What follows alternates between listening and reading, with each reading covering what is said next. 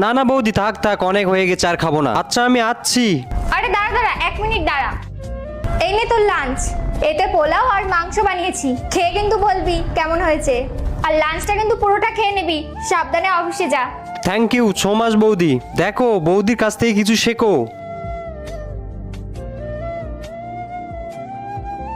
চলে গেছে? হ্যাঁ। আরে ও কি ছোট বাচ্চা? ও জানে ওর কি করা উচিত আর কি করা উচিত না। তুমি যাই বলো, ও আমার কাছে বাচ্চা থাকবে।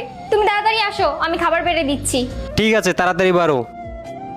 কি হলো, চুপচাপ বসে আছো? একটা কথা বলবো? হ্যাঁ। ওই যে তোমার বৌদি আছে, তোমার বৌদি একটু তোমার উপর বেশিই ভালোবাসা, বেশিই দরদ দেখাচ্ছে না? কি সব বলছো তুমি? আমার বৌদি হয়।